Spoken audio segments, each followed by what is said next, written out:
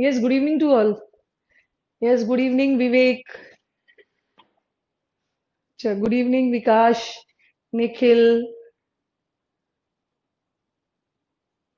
Gaurang, Tarun, Ekta, Sandeep. Good evening to all. Good evening, Sonia. Yes, good evening, Abhishek, Pooja. चलो start करते हैं. आज finally conjunction खत्म करेंगे. Okay. Yes निदेश, गुड इवनिंग. हर्षित also, good evening Asif.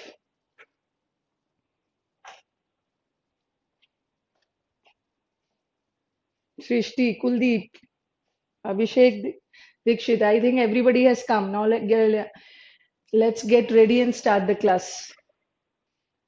Conjunction हमने आज खत्म कर लेना है. छोटे छोटे और भी कंजंक्शंस बचे हुए हैं. ओके, उसके बाद हम फिर इन्वर्जन, कल मैंने बताया था एक छोटा सा टॉपिक इन्वर्जन पे चलेंगे. ओके. चलो छोटा छोटा. चलो जल्दी से बता दो कल कहाँ खत्म किया था. वैसे तो मुझे याद है, मैं आप लोगों को क्रॉस चेक करती हूँ.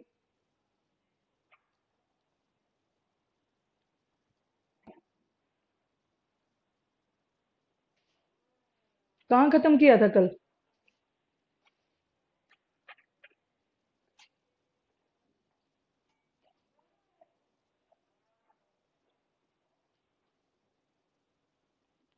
Yes Nitesh, good evening. बताओ कल कौन कौन से टॉपिक पे, नॉट टॉपिक, कौन से पॉइंट पे खत्म किया था. यस, निखिल ने बोला मैं 24 क्लास बैक चल रहा हूँ. No need to worry Nikhil. आपको सारे रिकॉर्डेड लेक्चर्स मिल जाएंगे. ठीक है. WH फैमिली के साथ. अच्छा, वहीं पे खत्म किया था. एकदम निखिल चिल करना है, परेशान होने की जरूरत नहीं है. जो 24 लेक्चर है आपका, जो रिकॉर्डेड लेक्चर्स है, आप उसे देख लो. जहां कहीं भी डाउट है, आपको बता दिया है. FB पेज है इंग्लिश विद रानी मैम, वहां पे आप पूछ सकते हो. ओके. और 24 सेशंस में अभी ग्रामर ज्यादा नहीं निकला है, वर्ड पावर ज्यादा निकला है. तो उसको एक एक सेशन एवरीडे देखिए, कोई इशू नहीं होगा. WH फैमिली किया था. चलो.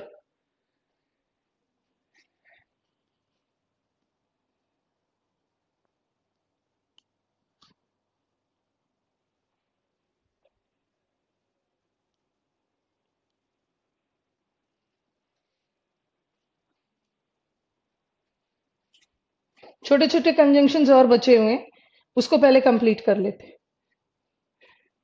सच के साथ एज का भी यूज होता है, और कभी कभी सच के साथ दैट का भी यूज होता है. ओके. सच सच एज भी होता है, सच दैट भी होता है. मुझे जल्दी से बताओगे कब सच के. Yes ma'am, finally today I attend class from 5 to 6:30. Okay Nitesh, is very good. Finally आज आपको टाइम मिल गया है.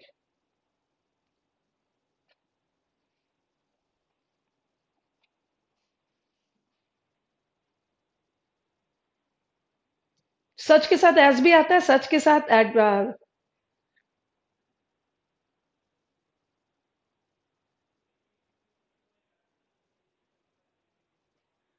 प्रीवियस फ्राइडे का मैम रिकॉर्डेड वीडियो नहीं मिल रहा है. ऐसा क्यों? एक बार सर्च करो, मिल जाएगा.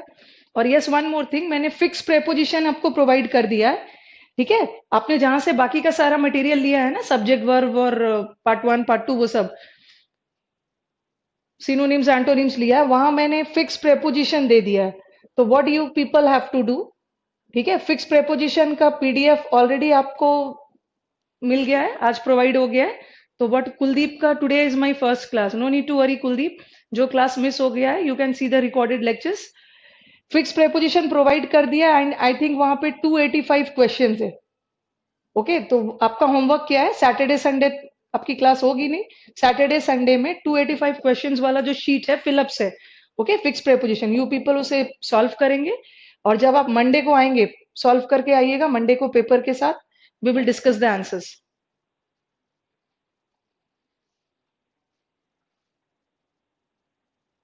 Okay, we will discuss the answers on Monday. Yes, Kuldeep ने पूछा है which topics have been covered. Kuldeep, अभी हमने कवर किया है, सब्जेक्ट वर्ब कवर कर लिया है, प्रेपोजिशन कवर कर लिया है, और कंजंक्शन होपफुली आज हम खत्म कर लेंगे. ओके, 3 टॉपिक्स कवर्ड हो गया है.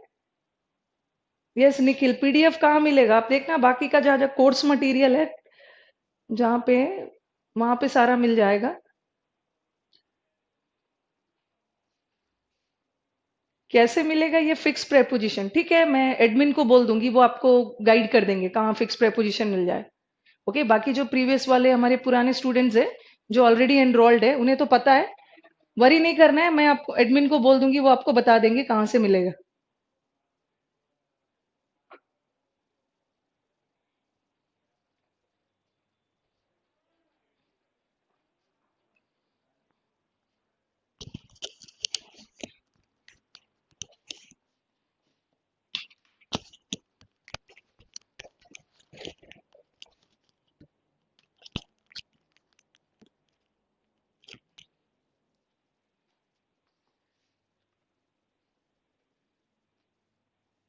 यस, गौरंग को लग रहा है, अभिषेक को और गौरंग को शीट मिल गया है।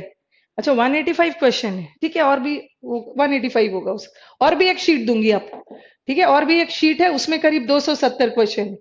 पहले आप इसे बना के मंडे को आएंगे। ठीक है। Yes Kuldeep, thank you. Option show in left side of window study material. Yes, Nitesh ने बोला है कि जो लेफ्ट साइड ऑफ विंडो है, ऑप्शन में जाना, ऑप्शन जो दिख रहा होगा उसके लेफ्ट साइड में जाना, वहां स्टडी मटेरियल है, वहां पे मिल जाएगा।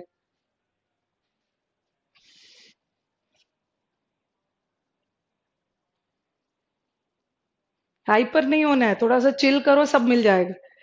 सच दैट कैन, संदीप ने बोला है सच के साथ दैट भी यूज होता है, सच एज कंपैरिजन के लिए। ठीक है, such as Kuldeep, Sandeep comparison के लिए नहीं यूज करते exactly. Such as is use when we give examples, जब भी हम उदाहरण देते हैं। Okay, whenever we give examples and all we use such as. और when do we use such that? ठीक है, सच दैट का यूज कब होता है? जब भी हम किसी चीज का रिजल्ट, किसी चीज का परिणाम, किसी चीज का कॉन्सिक्वेंस बताते हैं, ठीक है, किसी चीज का इफेक्ट बताते हैं, उसके लिए हम क्या का यूज करते हैं?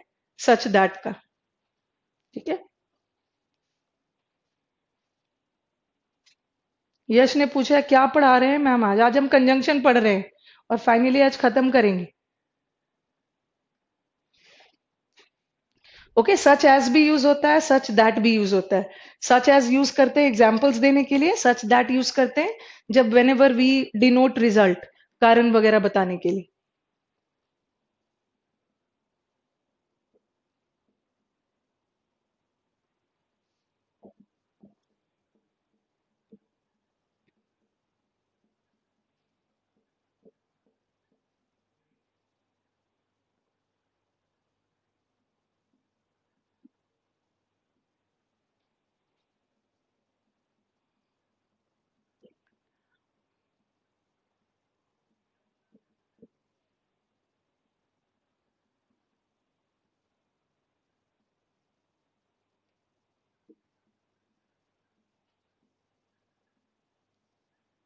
वेदर की जगह अर्थक्वेक लिख सकते हो।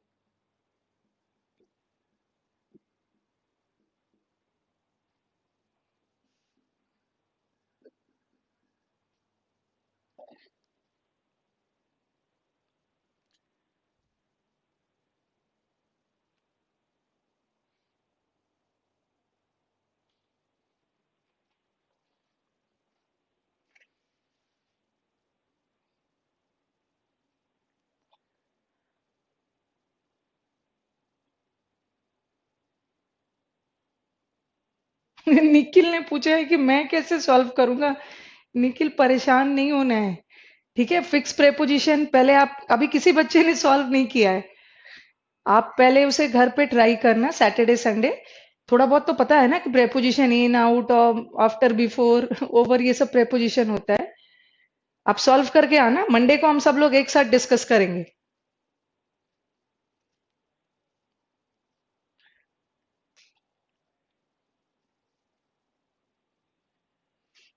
चलो, आसिफ ने आंसर दिया है एज और दैट।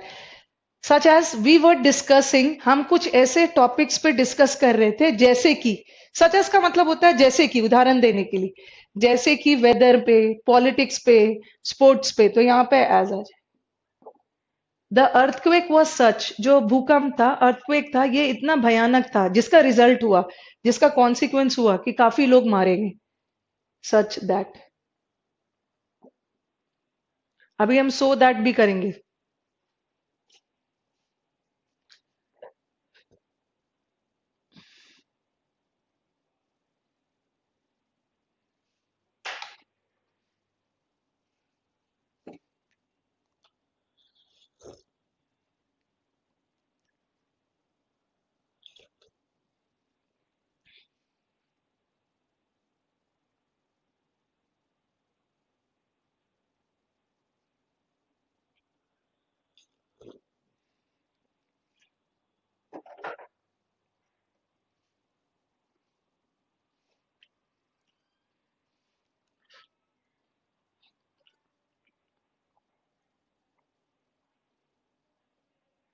अच्छा, राकेश ने बोला है video problem, can you explain it once again? Such के साथ एज का भी यूज होता है, सच के साथ दैट का भी यूज होता है। सच के साथ एज कब होता है? जब एग्जाम्पल देने के लिए। सच के साथ दैट कब लगाते हैं? जब परिणाम, रिजल्ट बताए। हम कुछ ऐसे विषयों पे बात कर रहे थे जैसे कि पॉलिटिक्स पे, वेदर पे, स्पोर्ट्स पे। Such as the earthquake was such, earthquake इतना भयानक था जिसका रिजल्ट, जिसका नतीजा ये हुआ कि काफी लोग मारे गए। तो यहाँ तो रिजल्ट बता रहा है, दैट इज दैट।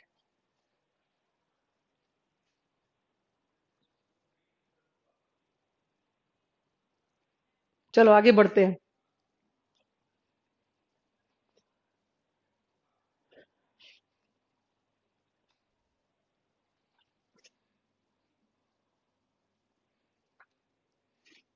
सो के साथ, कभी कभी सो के साथ दैट अलग अलग लगता है, ठीक है, और कभी कभी सो के साथ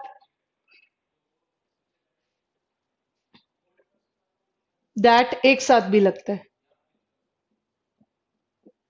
ठीक है। कभी कभी सो और दैट एक साथ लगता है, कभी कभी अलग अलग लगता है। जब ये सो और दैट अलग अलग लगता है तो ये भी सच दैट की तरह क्या बताता है? रिजल्ट बताता है। लेकिन जब सो दैट एक साथ लगता है तो ये क्या बताता है? That is purpose. पर्पस मतलब उद्देश्य।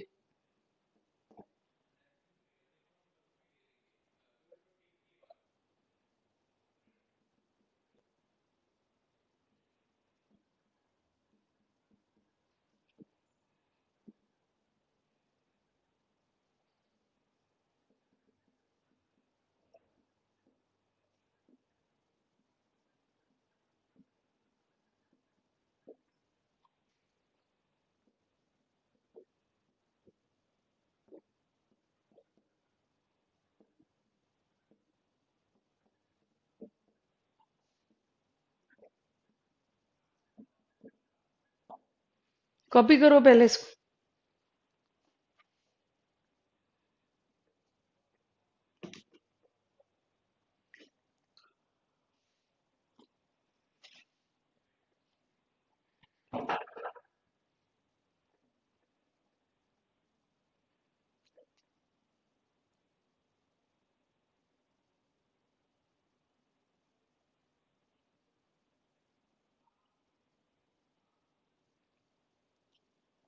ये संदीप, मैं आपका, संदीप और नितेश दोनों का क्वेश्चन डिस्कस करती हूँ। Okay, he was not such a man as I had expected. चलो बता रही हूँ मैं। Yes Srishti, so that is use to talk about purpose, ठीक है। लेकिन याद रखना है, सो दैट पर्पस तभी बताता है ना जब सेंटेंस में सो दैट एक साथ आए। और अविनाश ने सही बोला है, जब सो दैट अलग अलग आ रहा है तो वो रिजल्ट बता रहा है। ही वॉज सो हैप्पी, देखो यहाँ पे सो अलग आया है और दैट अलग आया है, ठीक है। सो दैट के बीच में यहाँ पे हैप्पी वर्ड आ गया, टूट टूट कर आया। सो अलग है, दैट अलग है। इतना हैप्पी था, इतना खुश था, जिसका रिजल्ट, जिसका नतीजा ये हुआ कि वो अपने कागजात ले जाना ही भूल गया। तो यहाँ तो सही है, सो अलग है, दैट अलग है, और ये क्या बता रहा है? रिजल्ट बता रहा है। बट यहाँ पे देखो, we eat so that we may live, हम खाना खाते हैं ताकि हम जी सके, हम जिंदा रहने के उद्देश्य से खाते हैं। तो यहाँ तो सो और दैट एक साथ है, तो यहाँ का सो दैट क्या बता रहा है? पर्पस, ठीक है। और यहाँ सो दैट अलग अलग है इसलिए रिजल्ट बता रहा है।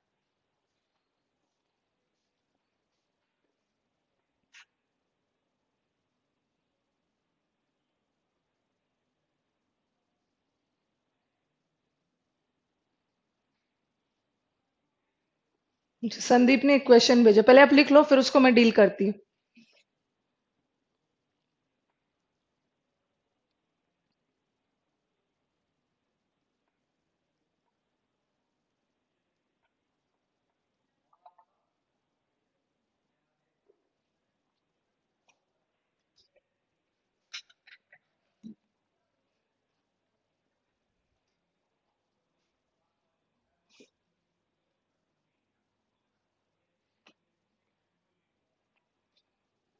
इन्होंने एक क्वेश्चन भेजा है। Yes, good evening Chinmay. He was not such an actor that I had expected. ठीक है,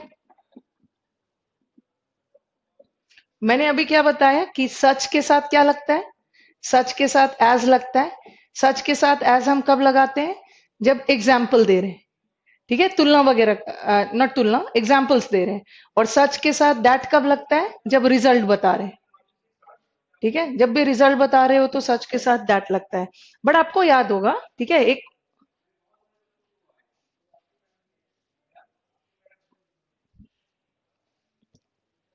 यहाँ पे देखो, यहाँ तो हम एग्जाम्पल नहीं दे रहे हैं। ही was not such a man, वो वैसा व्यक्ति नहीं था जैसा कि मैंने सोचा था। ठीक है, जब भी सेंटेंस में वो वैसा वैसा व्यक्ति नहीं था जैसा मैंने सोचा था, तो यहां तो सच के साथ दैट होगा ही नहीं, क्योंकि यहाँ पे कोई रिजल्ट बता ही नहीं जा रहा है।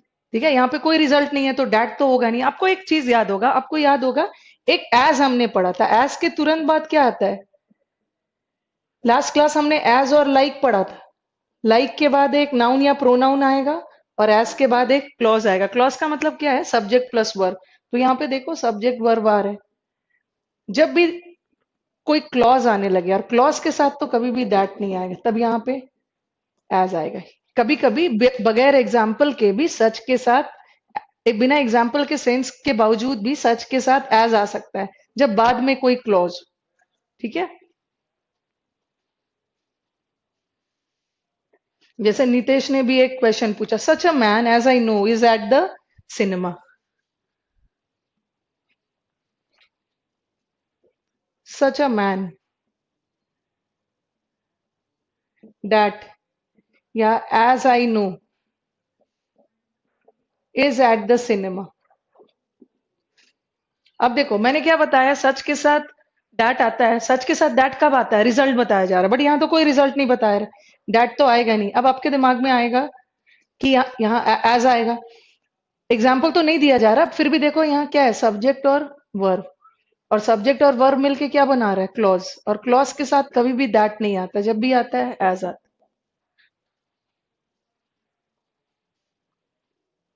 आई थिंक क्लियर हो गया होगा। यस, नितेश का था और संदीप का। Is it clear?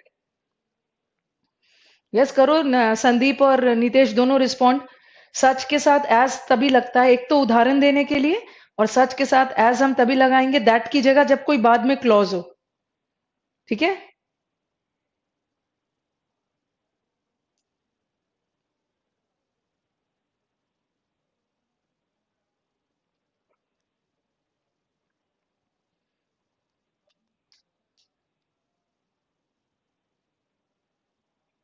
Yes Nitesh clear हो गया, संदीप क्लियर हो गया। तो सच के साथ हम एज लगा सकते हैं अगर क्लॉज आ गया। चलो आगे बढ़ते हैं।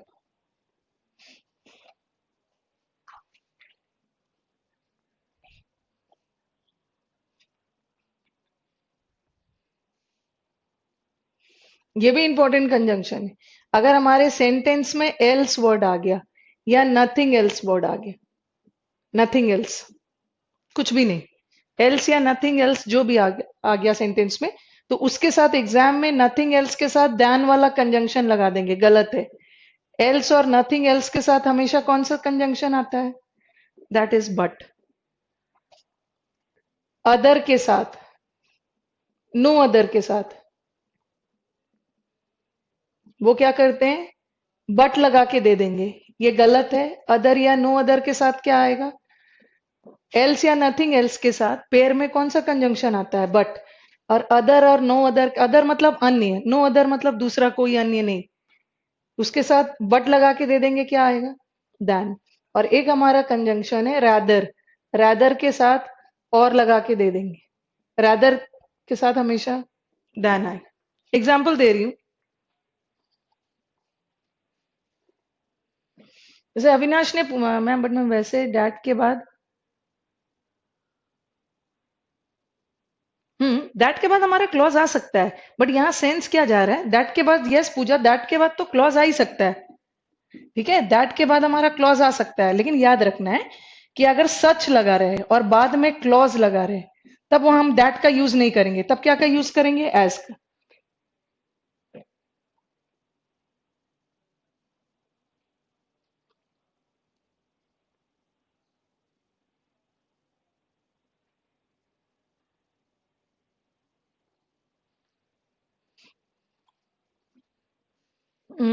निखिल का क्वेश्चन है, और ये शायद हमने पहले डिस्कस भी कर लिया है। निखिल ने क्वेश्चन पूछा है कि बट तो प्रेपोजिशन होता है मैम, और आप कंजंक्शन में क्यों पढ़ा रहे हो। तो अब मुझे बताओ कि जिस स्टूडेंट को मैंने पढ़ा दिया है, ठीक है, जो जो स्टूडेंट ऑलरेडी क्लास कर चुके हैं, मुझे बताओ कि बट क्या है, बट कंजंक्शन है कि प्रेपोजिशन है, चलो जल्दी फटाफट रिस्पॉन्ड करो। ये नितेश ने क्वेरी पुट अप किया है कि मैम बट तो प्रेपोजिशन होता है, आप कंजंक्शन में क्यों पढ़ा रहे हो, जल्दी से बताओ। Where is Nitesh and Avinash, हाँ अविनाश ने आंसर दिया है कि बट, गौरंग का भी आंसर आ गया finally, Gaurav has made his entry. Kuldeep, yes क्या होता है, जल्दी से बताओ, ये दोनों होता है, यस अभिषेक राणा का भी आ चुका है कि बट हमारा कंजंक्शन का भी काम करता है, प्रेपोजिशन का भी, ठीक है। यस राहुल ने भी आंसर दिया, लेकिन एक बार मुझे बता दो कि कब, हाँ कब कंजंक्शन होता है और कब प्रेपोजिशन होता है, जल्दी से बताना, ये मैंने बताया हुआ है। पूजा ने भी बोला है दोनों होता है। यस नितेश बताओ कब होता है कंजंक्शन और कब प्रेपोजिशन होता है। तरुण, दोनों इंटेलिजेंट स्टूडेंट्स है मेरे सब, एक बार एक्सप्लेन कर दो।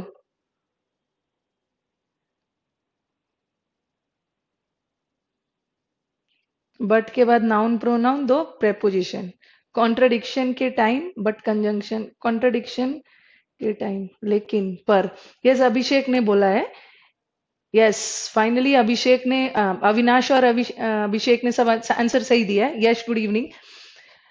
मैंने आपको बताया है कि बट का दो मतलब होता है, ठीक है, एक बट का मतलब होता है पर,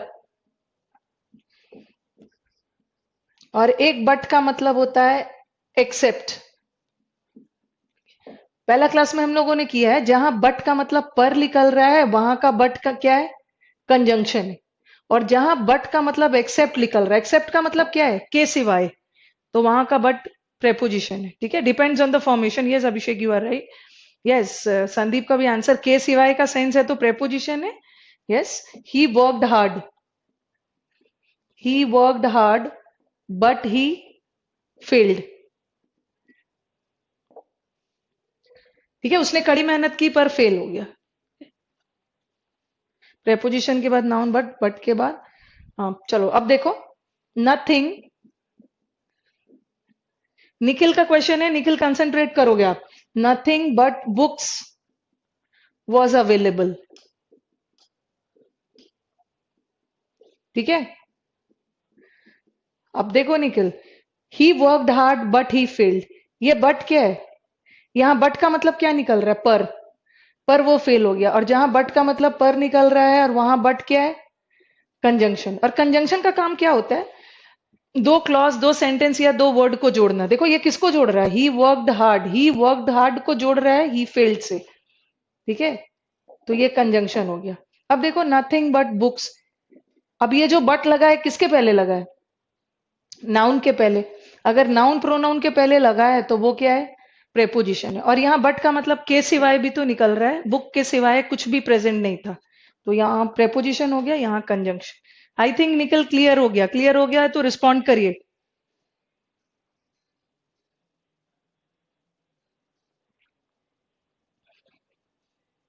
is it clear Nikhil? Kindly respond, because today is your first class. थोड़ा सा एक आध क्लास में आप और भी कंफर्टेबल हो जाओगे।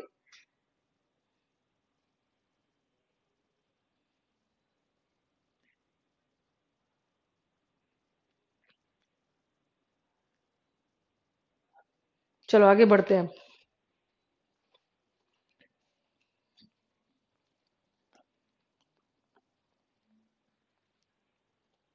Yes ma'am, finally he has responded. Else, nothing else के साथ दैन लगा के दे देते हैं, गलत है, बट आएगा। अदर या नो अदर के साथ बट लगा देंगे, दैन आएगा। रादर और के साथ और लगा देंगे, दैन आएगा।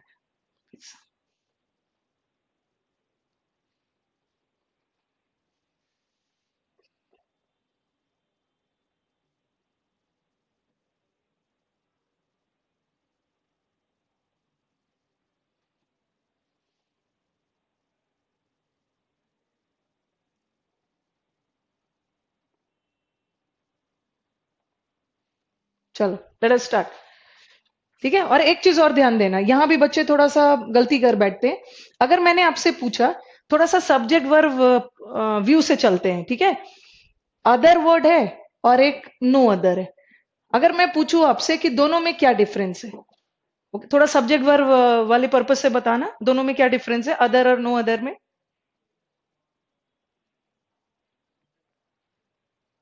What is the difference between other and no other? Other singular है या प्लूरल है? अदर का मतलब होता है अन्य। चलो मुझे बताओ, अदर बॉय होगा या अदर बॉयज? जल्दी से बताना, अदर बॉय या अदर बॉयज? अन्य लड़का या अन्य लड़के? Yes, Sandeep has responded. Other plural होता है, अदर के साथ बॉयज लगेगा और ये आर हो जाएगा, other boys are. But no other कैसा वर्ड है? नो अदर सिंगुलर होता है, नो अदर बॉयज नहीं होगा, नो अदर बॉय, और क्या हो जाएगा? Is. So no other is singular के सेंस में है और अदर प्लूरल के सेंस में, आर लगेगा, इसके साथ इज लगे। ये तो सब्जेक्ट वर्ब वाली बात होगी।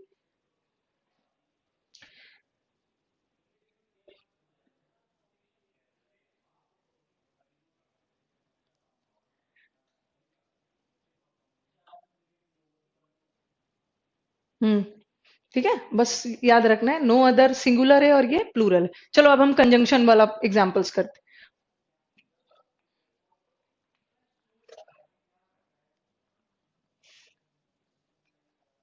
एग्जांपल्स दे रही हूँ।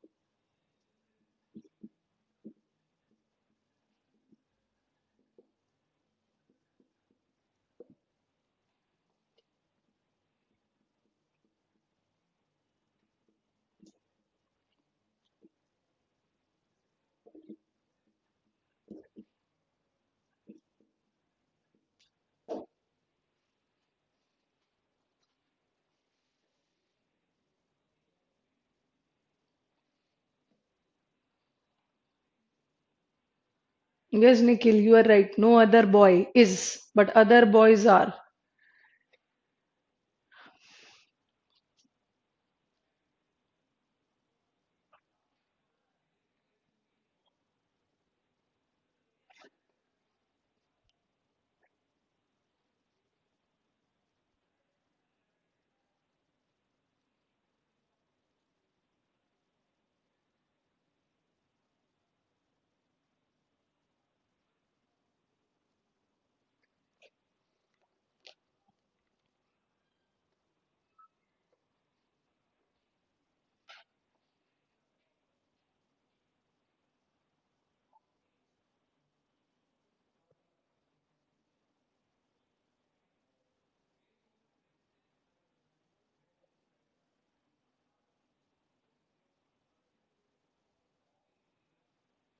चलो पहला क्वेश्चन आ जाओ। It was nothing else than his pride.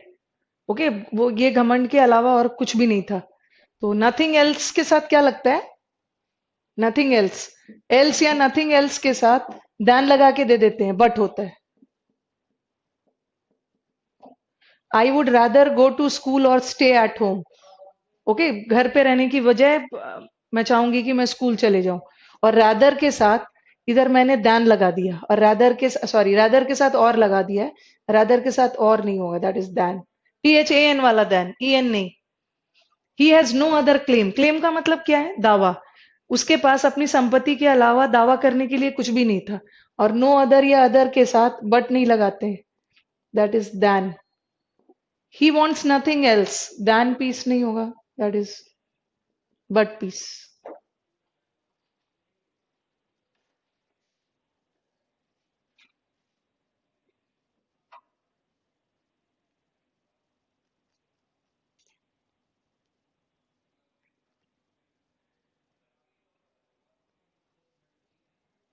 But then but. चलो सही बोला, but then but. Yes Nitesh, you are right.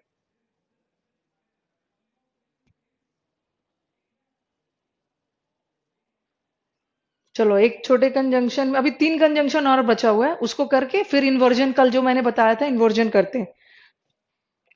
लिख लिया सबने?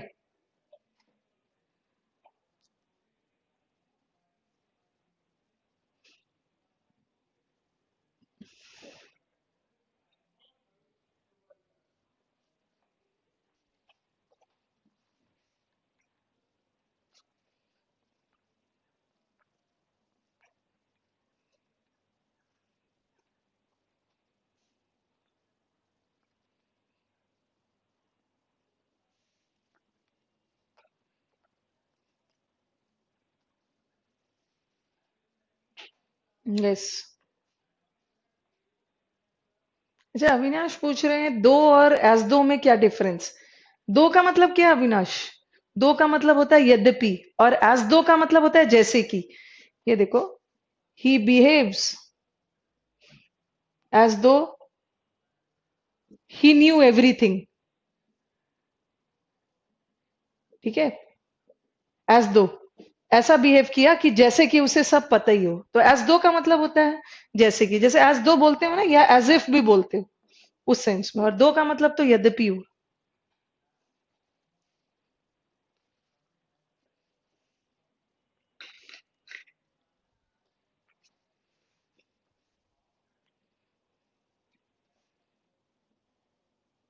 सेकंड पे आ जाओ, शेल्डम।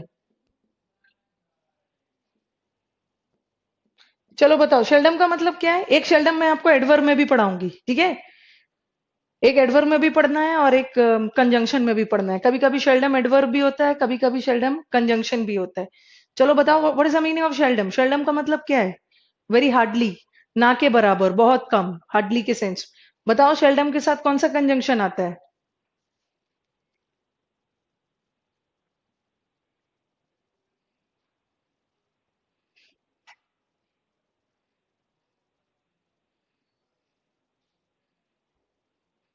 स्कैंटी नहीं बोलोगे नितेश।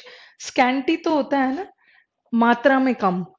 बट शेल्डम मतलब कोई चीज का फ्रीक्वेंसी बहुत कम होना, कोई चीज बहुत कम घटित हो रहा है। शेल्डम के साथ क्या लगा है? वेन लगा है। कहाँ से शेल्डम के साथ वेन लग जाएगा?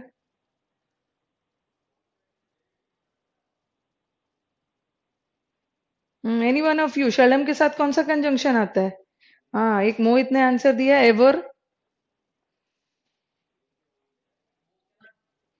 यस गौरंग, एज दो की जगह एज इफ भी चलेगा। English is very beautiful, a single sentence can be said in a variety of ways. हाँ, पूजा ने बोला है seldom if ever. Hmm seldom, हाँ सृष्टि ने दिया है कि शेल्डम के साथ इफ भी आता है और शेल्डम के साथ और भी आता है। यस, पूजा ने आंसर दिया है कि सृष्टि ने कि शेल्डम के साथ इफ भी आता है, शेल्डम के साथ और भी आता है। ठीक है, याद रखना है कि अगर शेल्डम वर्ड के साथ एवर वर्ड का यूज हो, ठीक है, तो हम क्या लगाते हैं? इफ कंजंक्शन का यूज होता है। अगर शेल्डम वर्ड के साथ नेवर वर्ड का यूज है तो कौन सा कंजंक्शन यूज होता है? और इसका मतलब क्या है? शेल्डम इफ एवर का मतलब क्या है? शेल्डम इफ एवर का मतलब शायद ही कभी या कभी कभाल, और इसका मतलब शायद ही कभी या कभी नहीं। ठीक है, दोनों सेंस में इसका मीनिंग जाता है। एग्जाम्पल दे रही हूं मैं।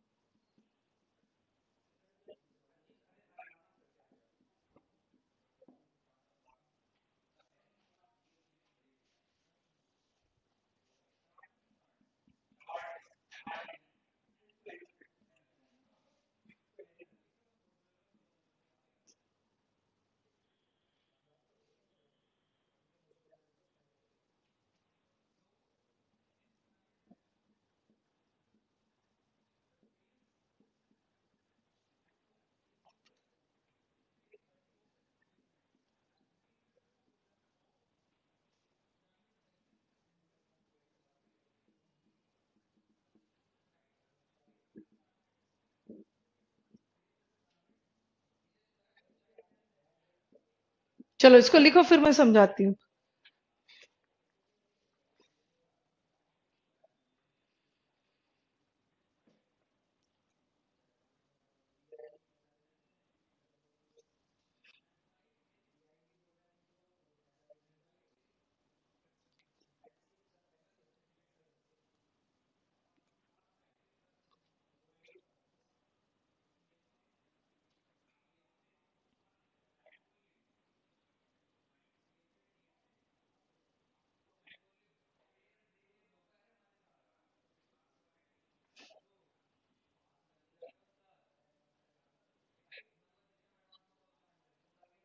पहला में इफ, दूसरा में और। चलो ध्यान दोगे आप सब?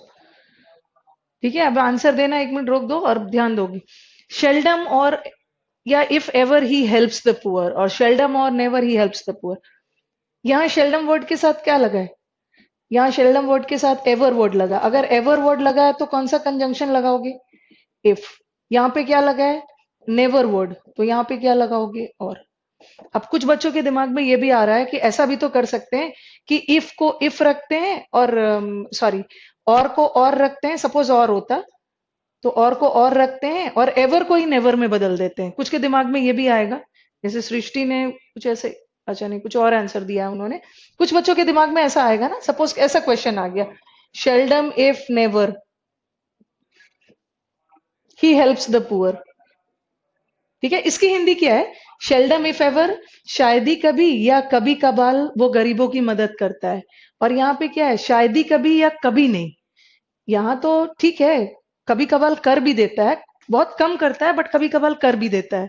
बट यहाँ पे तो एकदम ही नहीं करता है। शेल्डम और नेवर, शायद ही कभी या ना के बराबर वो गरीबों की मदद करता है। और यहाँ पे शेल्डम इफ एवर कभी कभार कर भी देता है।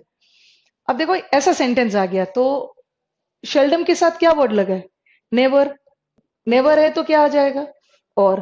कुछ बच्चों के दिमाग में ये भी आएगा ना कि ऐसा भी तो कर सकते हैं कि इफ को इफ रखते हैं और नेवर को ही बदल देते हैं एवर में। ऐसा नहीं करना है। ऐसा करोगे ना तो सेंटेंस का मीनिंग पूरा चेंज हो जाएगा। और जब भी आप एरर डिटेक्शन बनाते हो ना तो आपको एरर ढूंढना है, सेंटेंस का मीनिंग नहीं बदलना है।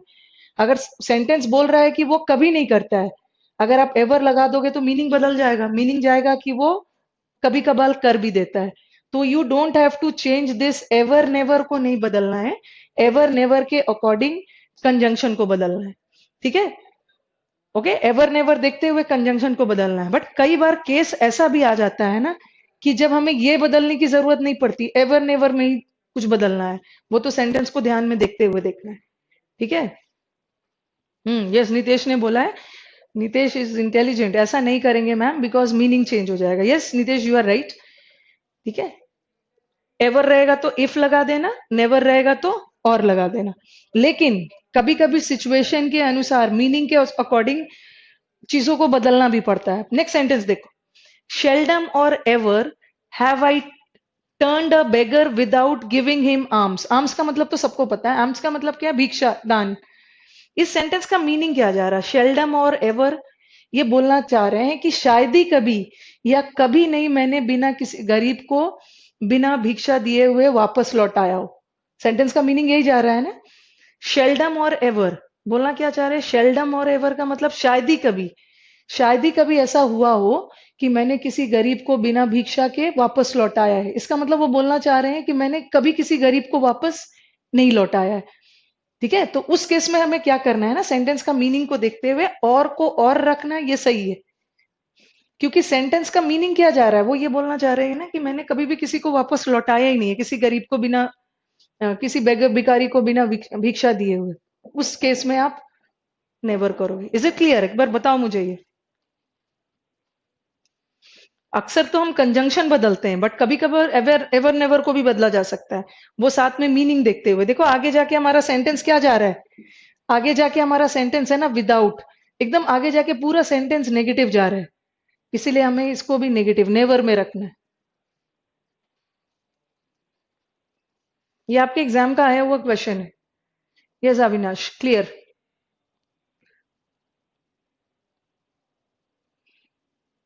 What about Nikhil? Nikhil is the new student in our class. He was a bit confuse. कहाँ हो निखिल? बताओ, समझ में आ रहा है?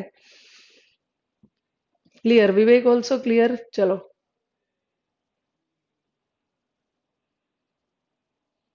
Don't go in silent mode Nikhil. Respond.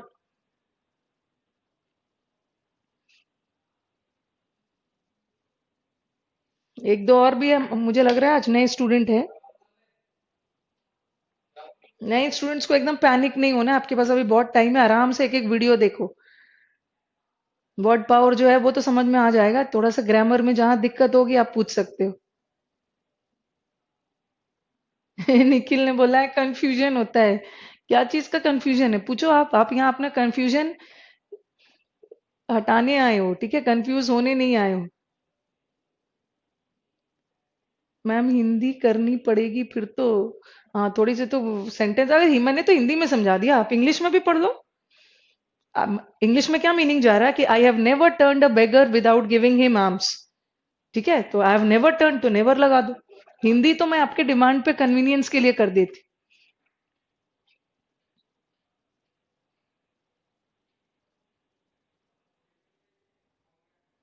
Sometimes the students they say to me whenever I go to my English medium batches, na, how can you speak English and Hindi with equal ease?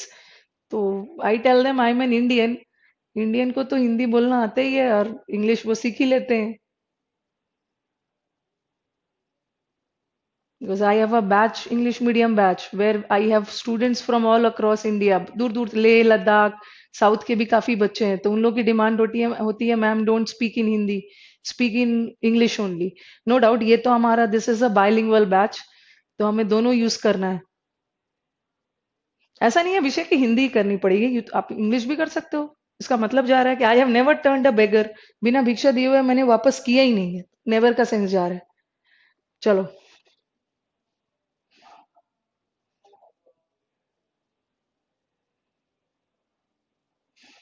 कहाँ से निखिल आप बोल रहे हो? Ma'am preposition adds words whereas conjunction add sentences. ये कहाँ से सीख लिया है? यस, कहाँ से ये सीख लिया है? ऐसा नहीं है कि प्रेपोजिशन वर्ड को ऐड करता है. हमारा कंजंक्शन सिर्फ सेंटेंस को ही ऐड नहीं करता है, हमारा कंजंक्शन तो वर्ड को भी ऐड कर सकता है.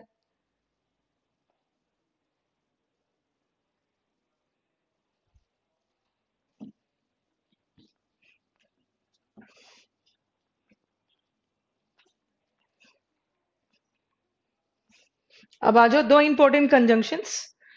ठीक है, ये बहुत इंपॉर्टेंट है. कई कई बुक्स में मैंने देखा है ना, इस कंजंक्शन को इन्होंने इग्नोर कर दिया है. ठीक है, बट इंपॉर्टेंट है. इससे रिसेंट इयर्स में काफी पेपर आया, अभी हाल फिलहाल के लास्ट ईयर के पेपर्स में. ध्यान से सुनोगे सब लोग. ठीक है, पुट योर पेन्स डाउन, कुछ भी लिखोगे नहीं, पहले आप समझोगे. दो बहुत important conjunction, important, very important. एक होता है बट. अभी हम बट एज अ प्रेपोजिशन नहीं पढ़ रहे हैं, बट एज अ कंजंक्शन पढ़ रहे हैं. बट एज ए कंजंक्शन का मतलब क्या बताया था? पर। ठीक है, he worked hard but he failed. चलो ये भी सोच रहे होगे ना कि ये तो बार बार मैं फेल ही करवा रही हूँ, चलो कभी पास भी करा देती। He did not work hard but he passed. ये सेंटेंस मैंने लिख दिया बट ऐसा होता नहीं है। ठीक है, ऐसा मत सोचना।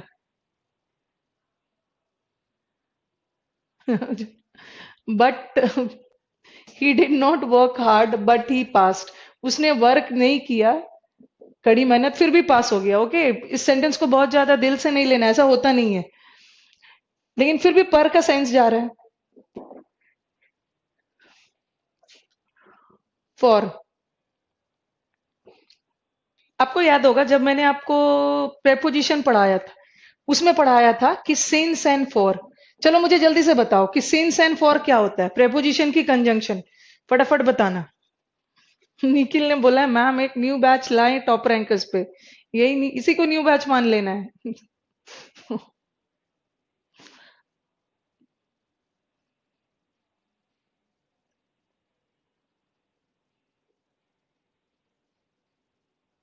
इंजीनियरिंग में हो जाता है। कब? क्या क्या क्या बोल रहे हैं? इंजीनियरिंग में हो जाता है, क्या बोल रहे हैं चिन्मय?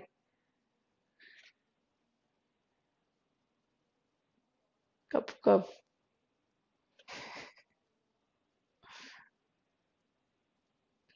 हम्म। चलो नितेश एंड अभिषेक सब ने रिस्पॉन्ड किया है कि सिंस एंड फॉर कंजंक्शन भी होता है और सिंस एंड फॉर प्रेपोजिशन भी होता है। चलो, आंसर तो आपने सही दिया, लेकिन एक बार बता दो कि कब सिंस कंजंक्शन होता है और सिंस एंड फॉर, और कब प्रेपोजिशन होता है। ये हमने पहले भी डिस्कस किया है।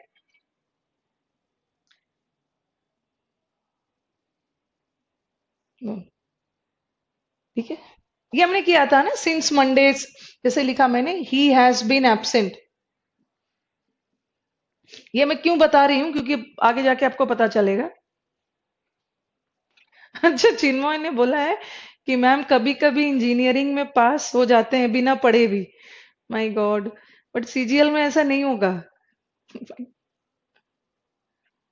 एक एक बच्चे ने मुझे जोक भेजा था।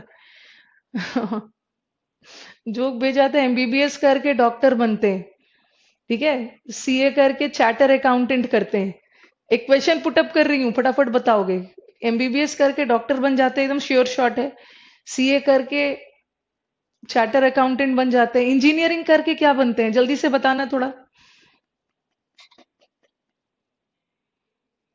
और इंजीनियरिंग स्टूडेंट्स इसे दिल से मत लिखिए, आई एम जस्ट किडिंग। ऐसे जो उसने लिखा था, इंजीनियरिंग करके कुछ भी बन सकते हैं। ओके, इंजीनियर्स के लिए पूरी दुनिया खुली हुई है, कुछ भी बन सकते हैं वो। He has been absent since Monday, और since he was absent he could not do the work. चलो, ऊपर वाला सेंस क्या है? ऊपर वाला सेंस, जहां का सिंस एंड फॉर टाइम बताए, वहां का सिंस एंड फॉर प्रेपोजिशन। ठीक है, he has been absent since Monday, since point of time बता रहा है, और यहाँ का सिंस कारण बता रहा है, चूंकि बता रहा है, यहाँ का रीजन बता रहा है। तो ये कंजंक्शन है। ठीक है, हमने पहले भी किया था। हाँ, ये तो नितेश ने सही बोला। बीटेक करके इंजीनियर बनते हैं। ओके। बीटेक करके ऑलराउंडर बनते हैं, बीटेक करके इंजीनियर बनते हैं। यश ने तो बहुत सीधा साधा आंसर दे दिया। बिना पढ़े लोग पॉलिटिशियन बन जाते हैं। वेरी गुड नितेश, एसएससी की प्रिपरेशन करते हैं।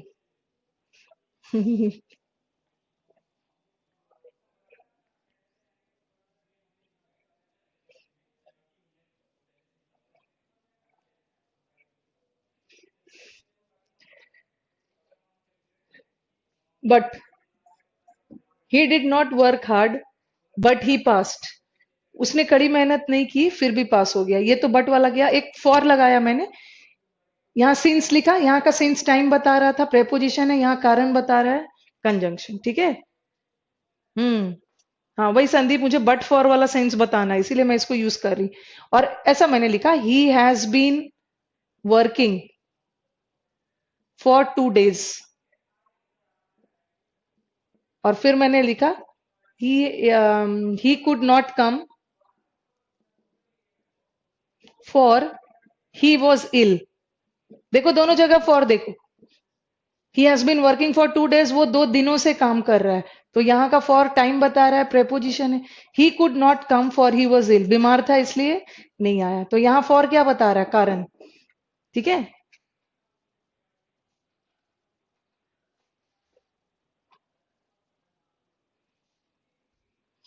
याद रखना है कि हमारा सिंस एंड फॉर प्रेपोजिशन भी होता है और सिंस एंड फॉर कंजंक्शन भी होता है। देखो यहाँ फॉर प्रेपोजिशन है और यहाँ कंजंक्शन है। चलो यहाँ तक तो ठीक है, अब आ जाओ।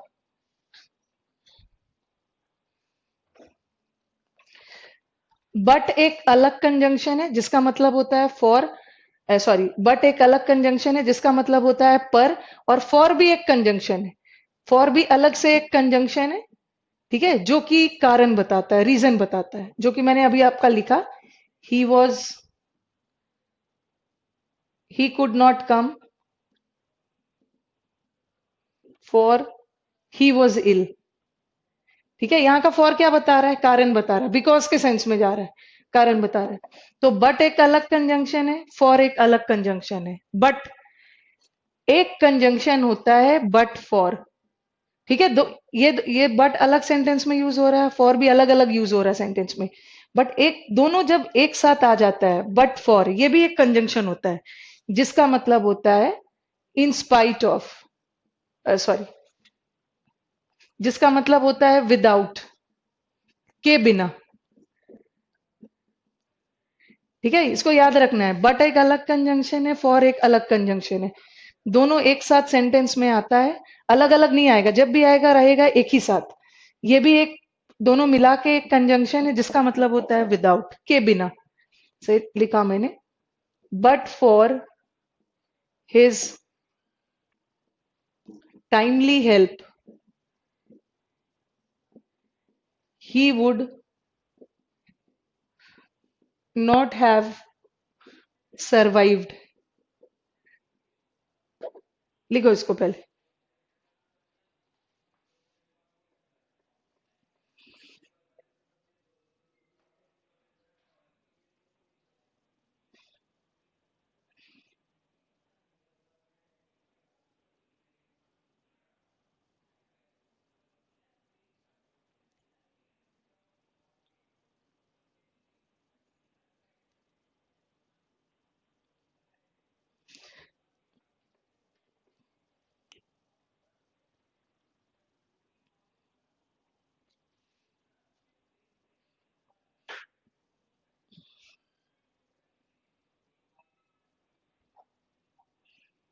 लिख लिया है सबने?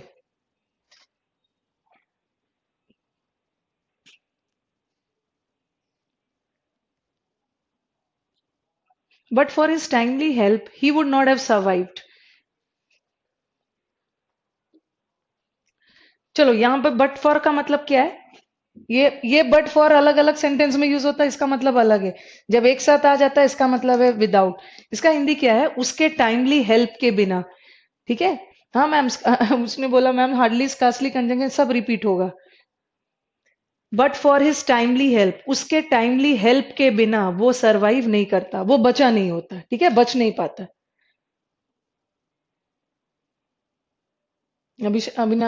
अभिषेक ने बोला रिपीट कर दीजिए। बट एक अलग कंजंक्शन है, फॉर एक अलग कंजंक्शन है। बट का मतलब फॉर, सॉरी, बट का मतलब पर, फॉर का मतलब होता है लेक, रीजन बताता है। बट फॉर दोनों एक साथ आ गया, ये भी एक तरह का कंजंक्शन ही, ये भी एक कंजंक्शन ही है जिसका मतलब इन दोनों से बिल्कुल अलग है। इसका मतलब होता है विदाउट, के बिना। देखो सेंटेंस दे दिया है, but for his timely help he would not have survived. उसके हेल्प के बिना, के बिना का सेंस आ रहा है ना, टाइमली हेल्प के बिना वो सरवाइव नहीं किया होता, बचा नहीं होता।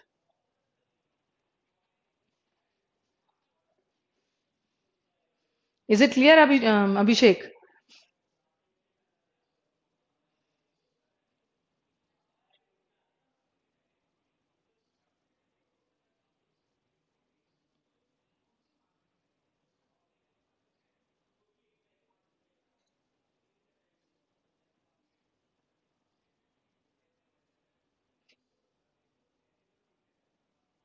अविनाश, परेशान नहीं होना है। हार्डली स्कार्सली अभी 5 इंपॉर्टेंट कंजंक्शन छोड़ा हुआ है, उसके पहले छोटा सा टॉपिक पढ़ाना है, इन्वर्जन। चलो, let us continue.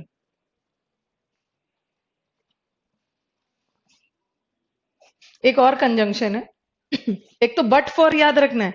But for important conjunction है जिसका मतलब होता है के बिना।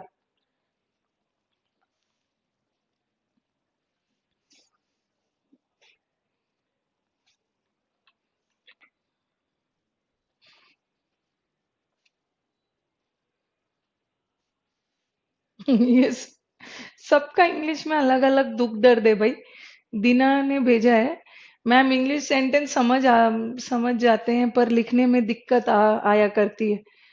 चलो, आपके एग्जाम में देखो, अगर आप सीजीएल की तैयारी कर रहे हो तो आपके एग्जाम में तो लिखने की जरूरत नहीं है, सिर्फ आंसर क्लिक करना है।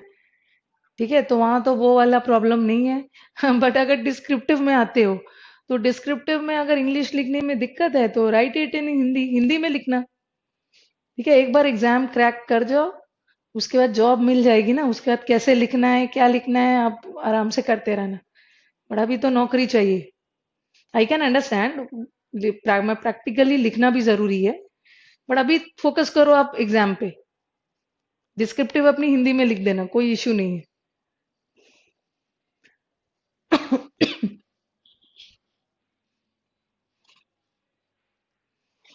पता नहीं सब भागते क्यों, English is such a beautiful language, और सब भागते रहते हैं इंग्लिश से।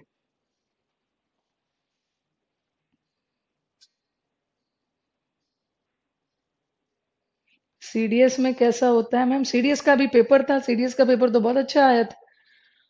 पेपर देखना, ये पूरा एसएससी से मैच करता है।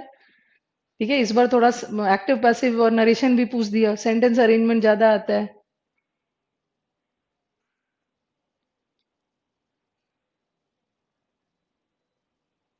नहीं, नितेश ने पूछा कि ma'am, if in last sentence we remove for, use but, is it possible? No, but use करोगे ना तो उसका तो पूरा मीनिंग ही अलग हो जाएगा। ओके, बट का मतलब तो पर के सेंस में हो जाएगा। बट फॉर लगाओगे, फॉर लगेगा तभी तो उसके साथ वो मीनिंग विदाउट के सेंस में आएगा। हाँ, दीना, आप अपना सीजीएल में जो डिस्क्रिप्टिव पेपर होता है, इंग्लिश हिंदी दोनों में लिख सकते हो। बैंकिंग में नहीं लिखना है, बैंकिंग में तो इंग्लिश में ही लिखना है, एंड दैट टू ऑनलाइन। नहीं नहीं, प्रॉपर टीसीएस। टीसीएस आपका वेंडर है, ऐसा नहीं है कि वो जाके पेपर सेट करेगा। किसने बोल दिया कि टीसीएस पेपर आपका सेट करेगा?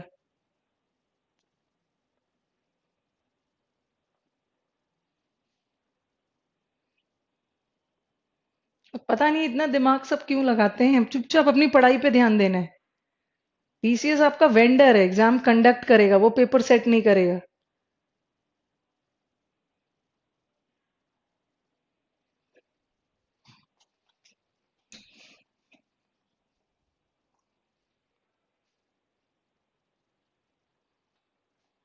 ट्रांसलेशन कमजोर है, ट्रांसलेशन करके क्या करोगे? Yes, paper model SSC provide करेगा, यस विशाल। वो टीसीएस क्यों करेगा? टीसीएस इज ओनली अ जरिया, a medium, a mode to conduct the exam. आ जाओ नेक्स्ट पे। एक और कंजंक्शन होता है फॉर ऑल। ये भी एक कंजंक्शन है। ठीक है, फॉर ऑल भी एक साथ आता है, ये भी एक तरह का कंजंक्शन ही है। अगर मैंने लिखा, ऐसा लिखा, the book is for all. एक फॉर ऑल का मतलब तो सबके लिए होता है। Yes.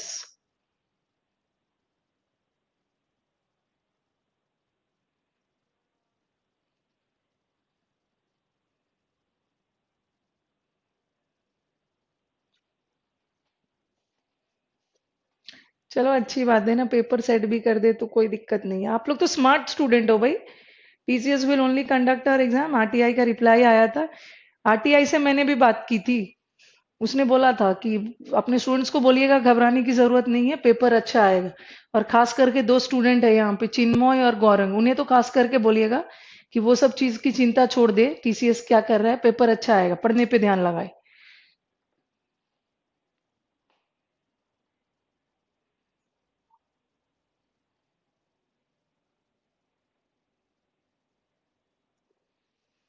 The book is for all, एक फॉर ऑल का मतलब होता है सबके लिए।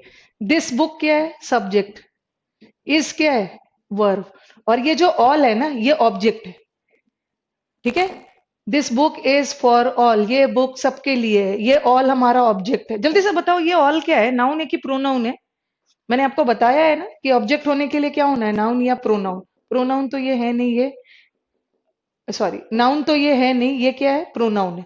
तो यहाँ का फॉर एक अलग वर्ड है, ऑल एक अलग वर्ड है। यहाँ ऑल प्रोनाउन है, ये बुक सबके लिए। ठीक है, ये फॉर कंजंक्शन नहीं है, ये फॉर प्रेपोजिशन है। ठीक है, बुक और ऑल को कनेक्ट कर रहा है ये वर्ड फॉर। फॉर अलग है, ऑल अलग है, बट फॉर ऑल भी एक कंजंक्शन होता है जिसका मतलब होता है in spite of. In spite of का हिंदी क्या है? के बावजूद। ठीक है, नाउन भी बोल दिया है अविनाश ने, नाउन भी बोल दिया है। ऑल को अविनाश नाउन कहां से बना दिया है?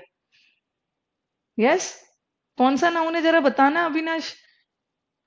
नाउन प्रॉपर एब्स्ट्रैक्ट कौन सा नाउन है? प्रोनाउन है।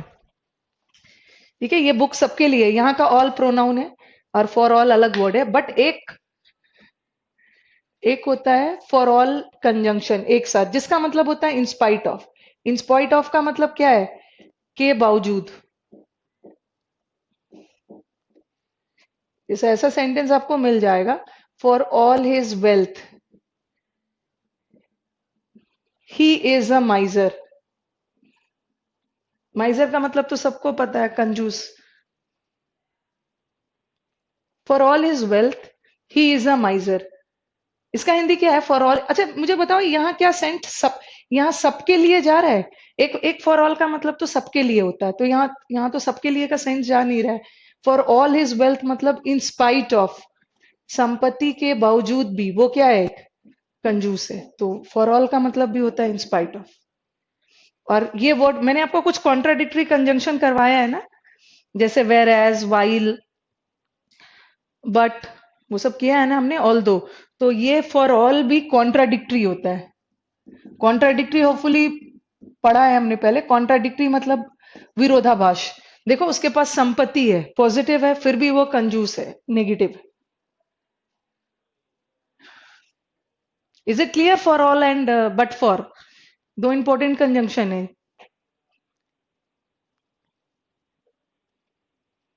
अभिषेक अभिषेक पूछ रहे हैं इन्वर्जन हो गया क्या शुरू? अभी नहीं हुआ है, अब करूंगी इन्वर्जन।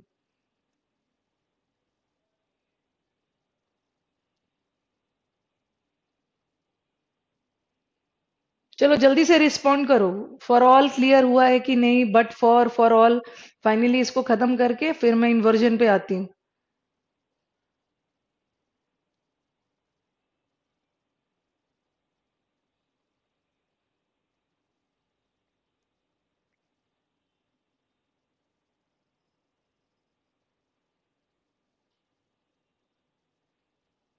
मोहित ने बोला है फॉर ऑल एक बार रिपीट कर दो मैम।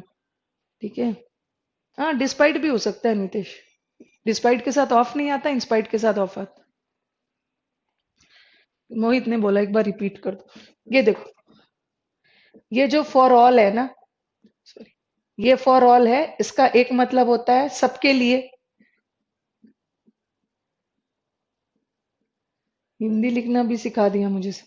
और एक फॉर ऑल का मतलब होता है के बावजूद। ठीक है, एक और एक फॉर ऑल का मतलब होता है सबके लिए, और एक फॉर ऑल का मतलब होता है के बावजूद। वो तो सेंटेंस देख के आप समझ जाओगे ना।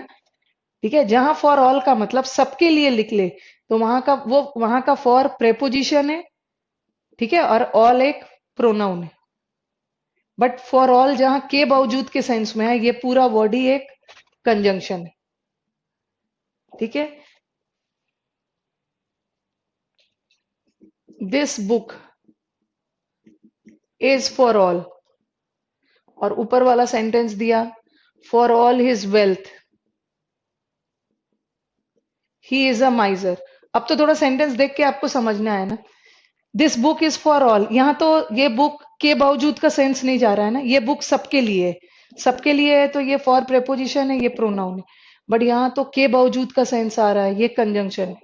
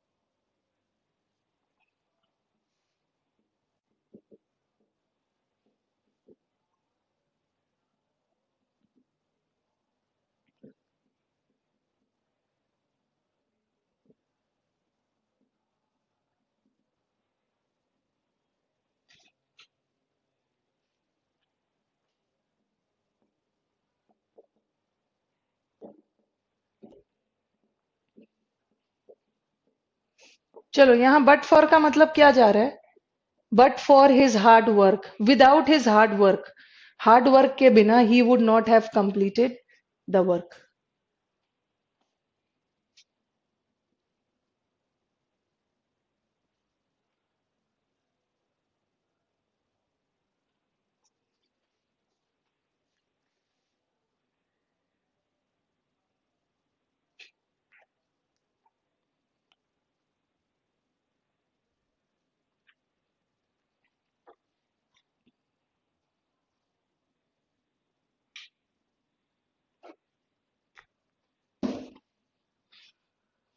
अब आ जाओ, इन्वर्जन शुरू कर रही हूँ।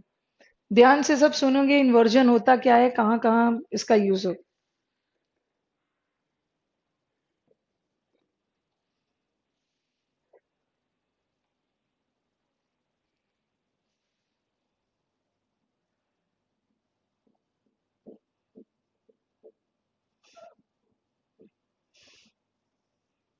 5 इंपॉर्टेंट कंजंक्शन मैंने छोड़ के रखा हुआ है, ठीक है?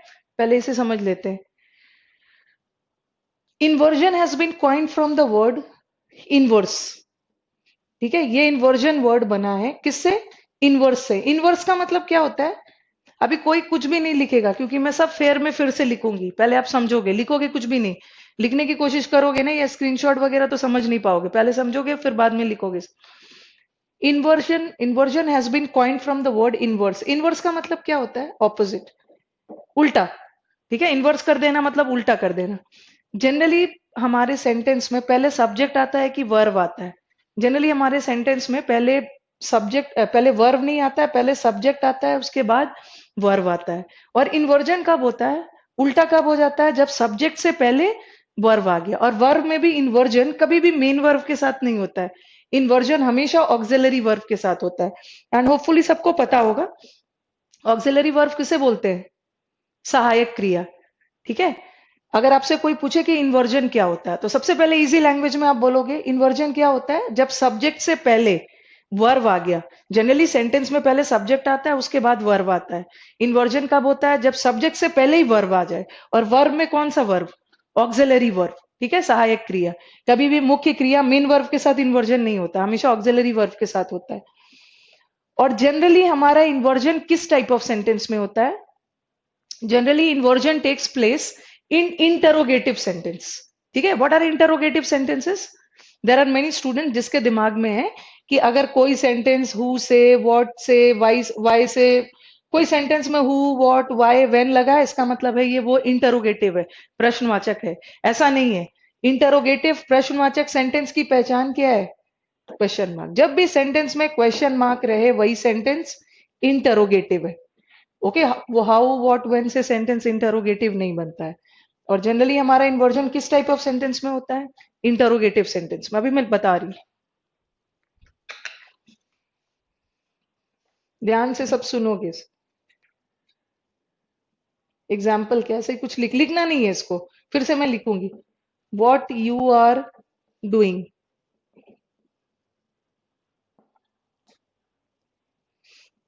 और दूसरा लिखा मैंने, वॉट आर यू डूइंग। देखो दोनों सेंटेंस में डिफरेंस क्या चीज का है, ठीक है? दोनों सेंटेंस में डिफरेंस क्या चीज का है? यहाँ पे सब्जेक्ट है, और ये यहाँ पे दो वर्ब है ना, एक आर भी वर्ब है, एक डूइंग भी वर्ब है। आर हेल्पिंग वर्ब है, जिसे हम दूसरे शब्दों में ऑक्सिलरी वर्ब बोलते हैं। ये ऑक्सिलरी वर्ब है और ये हेल्पिंग है। सॉरी, ये ऑक्सिलरी है और ये मेन वर्ब है, ठीक है? और इन्वर्जन डील करते समय हमें मेन वर्ब से कोई मतलब नहीं है, हमें ऑक्सिलरी से मतलब। दोनों सेंटेंस में डिफरेंस देखो, ये सब्जेक्ट है और ऑक्सिलरी यहाँ आ गया। दोनों सेंटेंस में डिफरेंस क्या है? इन्वर्जन के समय आप मेन वर्ब की तरफ नहीं देखोगे, आप ऑक्सिलरी देखोगे। यहाँ हमारा जो ऑक्सिलरी वर्ब है वो सब्जेक्ट के बाद आ रहा है, और यहाँ जो ऑक्सिलरी वर्ब है वो सब्जेक्ट से पहले आ रहा है। देखो ऑक्सिलरी वर्ब अगर सब्जेक्ट से पहले आ रहा है, इसका मतलब क्या हो रहा है? इन्वर्जन, उल्टा हो रहा है। उल्टा कब होता है? जब सब्जेक्ट से पहले वर्ब आ गया। और ये सेंटेंस रॉन्ग है, क्योंकि ये इंटरोगेटिव सेंटेंस, प्रश्नवाचक सेंटेंस है, और हर प्रश्नवाचक सेंटेंस में इन्वर्जन होना चाहिए। बट इसमें तो नहीं हो रहा है, इसलिए गलत है। ये सही है। वॉट यू आर डूइंग नहीं होगा, वॉट आर यू डूइंग। ऐसा लिखा मैंने।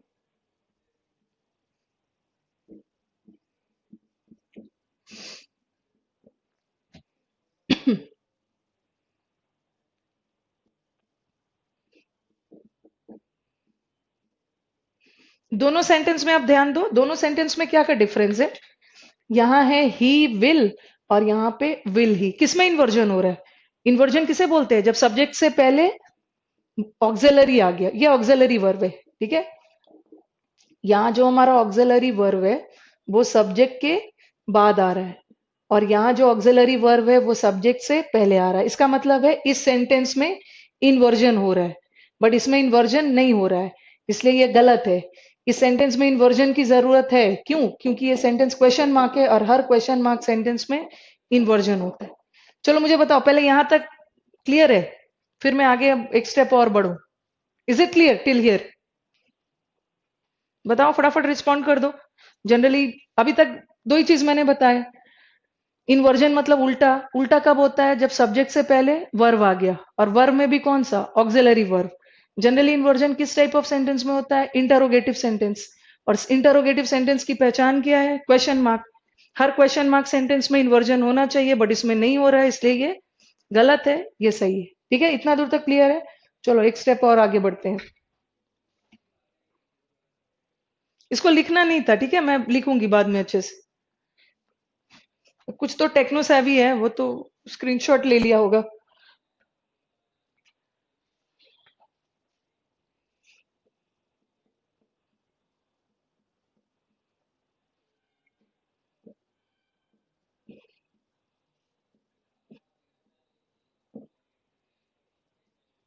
मी लगा दो यहाँ।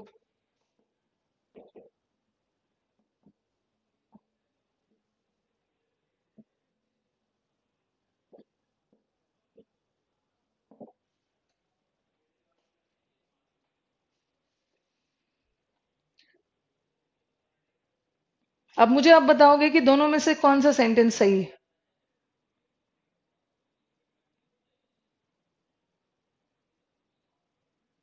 दोनों सेंटेंस में कुछ नहीं है, बाकी सब सेम है। देखो, ही आस्क मी, वेन तक सेम है, बट डिफरेंस क्या है कि ये है आई वुड, सब्जेक्ट है, और ये ऑक्सिलरी है।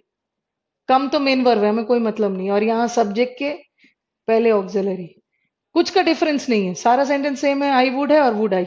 चलो बताओ कौन सा सही है। अभिषेक ने बोला अभिषेक ने बोला कि सेकंड वाला सही है। ओके, अंकित ने भी बोला सेकंड वाला सही है। संदीप ने फर्स्ट, अभिषेक ने सेकंड,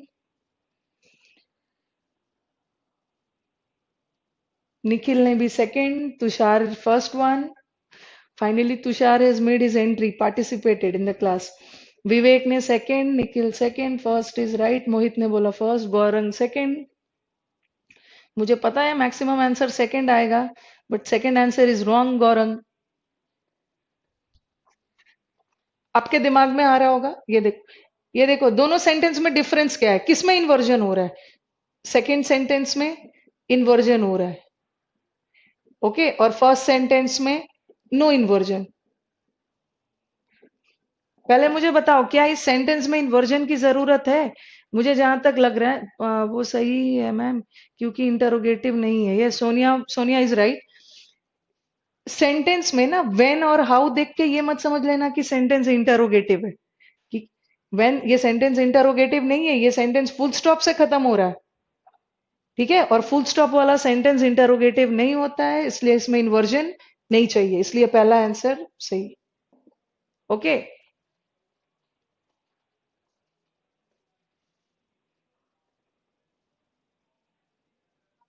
सोनिया ने सही आंसर दिया, फर्स्ट वाला सही है, क्योंकि इंटरोगेटिव नहीं है और उसमें इन्वर्जन नहीं चाहिए। जिसका जिसका आंसर रॉन्ग है, यश, हाँ, एकता, समझ में आ गया होगा।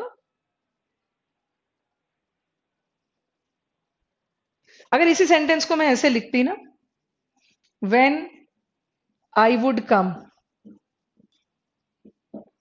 और फिर लिखती when would I come.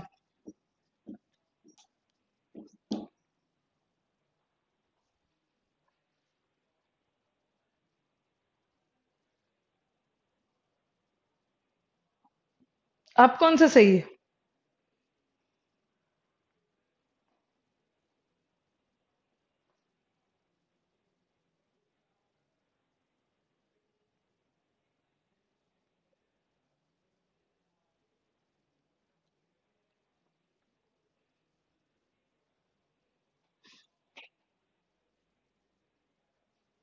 Note नहीं करना है मैं। Abhishek, no need to note down, अब नोट डाउन मंडे को होगा। पहले तो समझो, मुझे पता था कि अगर नोट डाउन करने में बिजी हो जाओगे फिर ध्यान नहीं। नोट नहीं करना है। निदेश ने बोला है second. Tushar also second. Abhishek, अब सब सही बोल रहे हैं, क्योंकि अब तो सेंटेंस इंटरोगेटिव बन गया ना। ठीक है। और इंटरोगेटिव सेंटेंस में इन्वर्जन चाहिए, इन्वर्जन इसी में हो रहा है ना। सब्जेक्ट। आई थिंक क्लियर हो गया होगा। तो जहां भी क्वेश्चन मार्क दिख जाए, उसी को इंटरोगेटिव समझना और उसी में इन्वर्जन करना। ये इसमें इन्वर्जन करने की जरूरत नहीं है, इंटरोगेटिव नहीं है। चलो, इतना दूर तो समझ में आया होगा। Is it clear? Third step पे चलते हैं अब।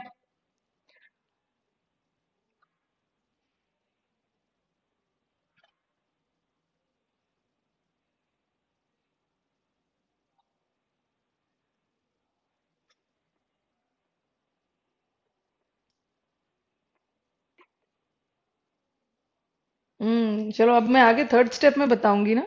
अभिषेक, उन्होंने पूछा इन्वर्जन सिर्फ इंटरोगेटिव के लिए एप्लीकेबल है। अभी मैं, फिर मुझे टाइम दो 5 मिनट, उसके बाद मैं बताती हूँ। Not 5 minute, 1 minute. जनरली हमारा इन्वर्जन किस टाइप ऑफ सेंटेंस में होता है? इंटरोगेटिव सेंटेंस में। बट अभी हमारे पास 5 कंजंक्शन है। ठीक है। चलो, आशीष आशीष ने भी यही पूछा।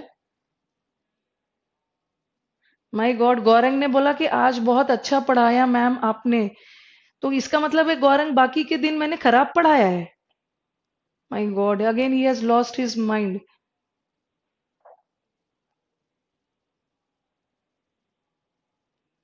ये तो मुझे यही लग रहा है गौरंग की बात से कि आज बहुत अच्छा से पढ़ाया, आज बहुत अच्छा पढ़ाया मैम आपने, थैंक यू, और बाकी सब दिन खराब पढ़ाया है।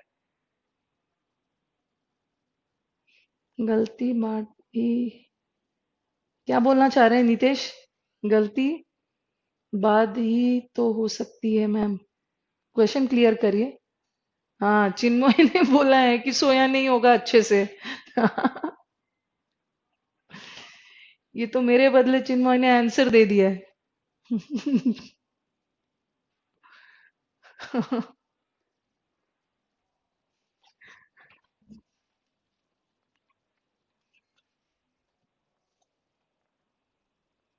और आई वांट माय स्टूडेंट्स ना, मैंने देखा है, अ, बहुत जगह यूट्यूब पे भी देखा है, बहुत ज्यादा स्टूडेंट्स को भी देखा है ना। देखो, आप लोग पागल हो किसके पीछे?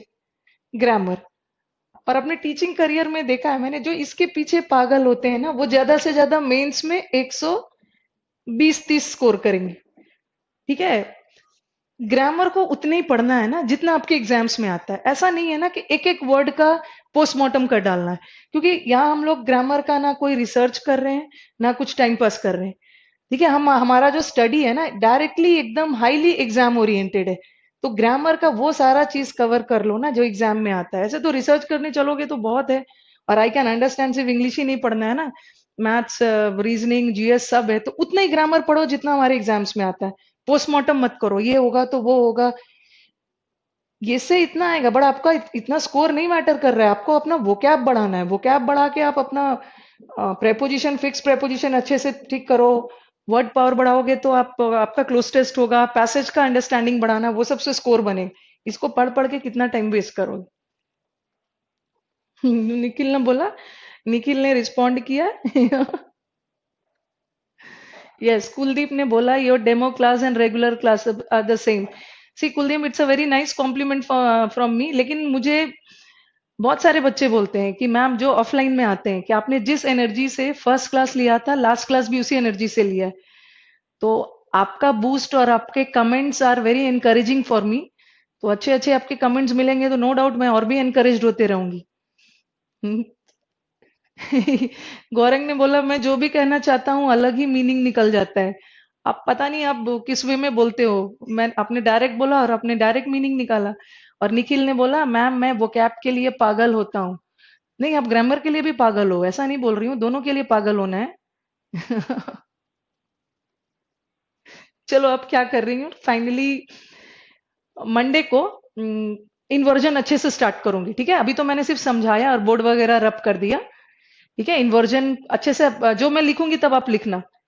इन्वर्जन होता क्या है, कहाँ कहाँ इसको यूज किया जाता है। ठीक है, कहाँ कहाँ इसको यूज किया जाता है। अभी तो मैंने बोला कि इन्वर्जन इंटरोगेटिव सेंटेंस में यूज होता है। ठीक है, लेकिन 5 ऐसे कंजंक्शन है जो कि मैंने अभी छोड़ा हुआ था। 5 ऐसे कंजंक्शन है जैसे इधर और, neither nor, not only, but also. अभी लिखना नहीं है, सब नेक्स्ट क्लास लिखेंगे। हार्डली, स्कार्सली, उसके साथ वेन लगता है। और एक है नो सूनर। अभी मैंने 5 इंपॉर्टेंट कंजंक्शन इसीलिए छोड़ा हुआ के साथ ध्यान लगता है। ये पांचों 5 कंजंक्शन है जो कि इंटरोगेटिव नहीं है, बट फिर भी ये अपने साथ इन्वर्जन लेता है। ठीक है, अभी तो मैंने बताया था कि जनरली इन्वर्जन इंटरोगेटिव में होता है, बट ये पांचों कंजंक्शन इंटरोगेटिव सेंटेंस में यूज नहीं होता है, बट फिर भी इन्वर्जन लेता है। फिर जब हम एडवर्ब पढ़ेंगे ना, एडवर्ब में भी कुछ सेंटेंसेस पढ़ेंगे जो इन्वर्जन लेता है। ओके। अच्छा, नितेश ने पूछा ma'am as your preference which part important of conjunction. See Nitesh, what I have personally felt seeing the previous paper and all, seeing the previous paper and all, एक तो ये इंपॉर्टेंट है। ठीक है, कंजंक्शन का इन्वर्जन पार्ट बहुत important है। पहले पहले कैसे एरर आता था, अब तो आप लोग पहले वाले बच्चे तो सीधे साधे होते थे, आप लोग की तरह इंटेलिजेंट नहीं थे। तो उनको क्या लगा के दे देते थे ना, कि इधर के साथ नॉर लगा दिया, गलत है, इधर के साथ और लगाना है। बट आप बच्चे तो सब बीटेक एमटेक जेड हो, तो आप लोग तो इंटेलिजेंट हो, सबको पता है कि इधर के साथ और लगता है। तो अब ये कंजंक्शन ना बेस करके ये इन्वर्जन बेस कर देते हैं। ठीक है नितेश, एक तो इन्वर्जन वाला इंपॉर्टेंट है, और दूसरा जितने भी कंजंक्शन जो कॉन्ट्राडिक्टरी है वो इंपॉर्टेंट है। वो आपको पूरे पेपर में हेल्प करेगा ऑप्शन एलिमिनेशन में। ठीक है,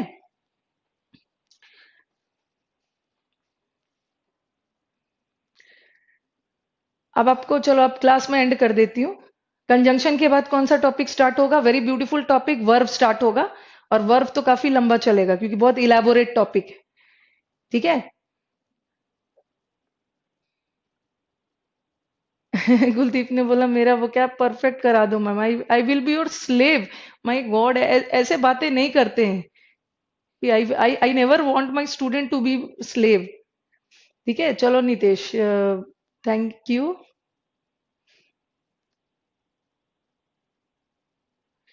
वेल वाइल, एक विशाल ने क्वेश्चन पूछा है, while I was driving hold I heard some shocking news at the radio, नहीं होगा, ऑन द रेडियो होगा। ठीक है, ऑन द रेडियो। अगर कोई न्यूज आपको रेडियो में सुनने को मिल रहा है ना, तो I heard the news on the radio, eight the radio नहीं होगा। हाँ, वही तो मैंने बोला, ऑन ही बोला विशाल। ठीक है, तो मंडे को मिलते हैं। और एक चीज करना, आपके पास अभी वीकेंड है, सैटरडे संडे टाइम है। अभिषेक ने बोला मैम रिप्लाई कर दीजिए प्लीज। क्या क्या पूछ रहे हैं अभिषेक, मेरे पास? अच्छा, phrasal verb idiom one one word, चलो हो जाएगा, वो भी हो जाएगा, मुझ पे भरोसा रखना है। Good night. और होमवर्क करके आना है। ठीक है, होमवर्क करके आना है। कौन सा होमवर्क याद दिला दूं? फिक्स प्रेपोजिशन दिया है मैंने। ठीक है, मंडे को फिक्स प्रेपोजिशन अपनी तरफ से अटेम्प्ट करके आइएगा। जैसे क्लास शुरू होगा पहले मैं उसको डिस्कस करूंगी। ठीक है, हर दिन 50-50 करेंगे, डिस्कस कर लेते। Okay, now let's end the class and good night to all my students. Enjoy your weekend. Enjoy क्या करना, पढ़ लेना, उसके बाद एंजॉय करना।